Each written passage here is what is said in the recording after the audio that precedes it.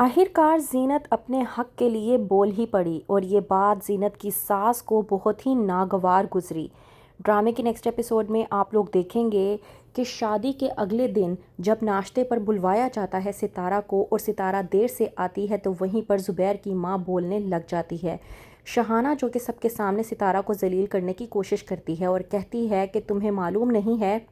کہ نئے دلہا اور دلہن کھانے پر بیٹھ کر تمہارا انتظار کر رہے تھے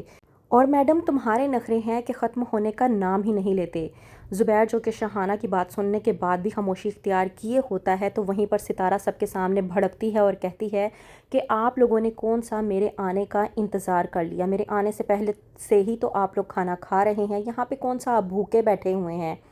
شہانہ کی بات سننے کے بعد ستارہ بے حد غصے میں آتی ہے اور اپنے کمرے میں چلی جاتی ہے۔ وہیں پر زبیر جو کہ ستارہ کو سمجھانے کی کوشش کرتا ہے اور کہتا ہے کہ میں اپنی ماں اور بہنوں سے بے انتہا محبت کرتا ہوں اور ان کی عزت کی خاطر میں ان سے اس طرح سے بات نہیں کر سکتا۔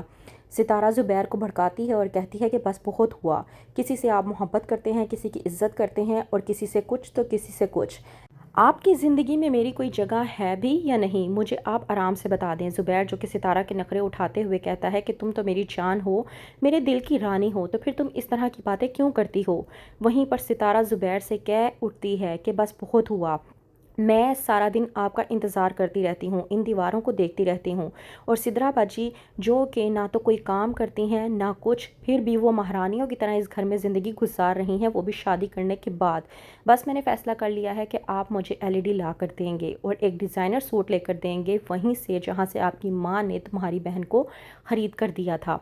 اس بات پر زینت بہت زیادہ غمزدہ ہو جاتی ہے اور سوچتی ہے کہ آج تک زبیر نے اس کے اور اس کی بچیوں کے حقوق ادا نہیں کیے، کس طرح سے اس کی دوسری بیوی کے حقوق کو ادا کر رہا ہے۔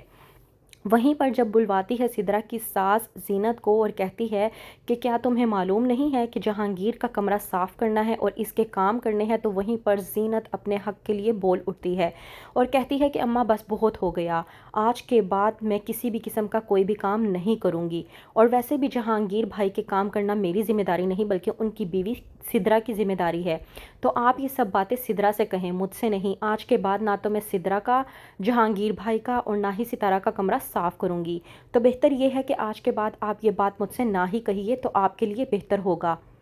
زینت جس نے ٹھان لی ہے کہ وہ اب اپنی اور اپنی بچیوں کی ضلالت نہیں ہونے دے گی، وہی بیٹیاں جو اس کی اپنی ہیں، وہی بیٹیاں جو خالی اس کی نہیں بلکہ زبیر کی بھی ہیں اور اس گھر کی نسل ہیں، لیکن کوئی بھی اس کی بیٹیوں کو عزت دینے کو تیار نہیں۔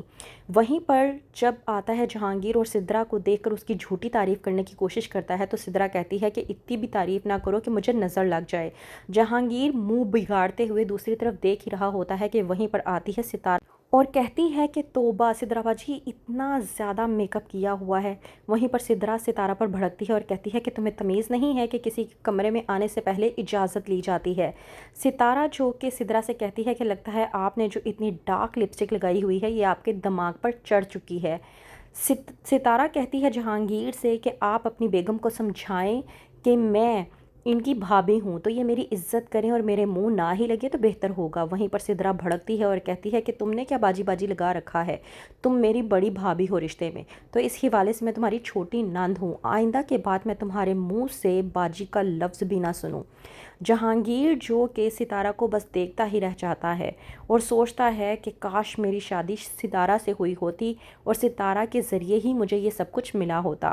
تو کس طرح سے پھنسائے گا جہانگیر ستارہ کو اپنے جال میں اور لے اڑے گا اسے نکال کر اس گھر سے، اور زبیر کی زندگی سے کیا ہوگا۔ آگے مزید جاننے کے لیے دیکھتے رہیے ڈرامہ سیریل بہکاوے۔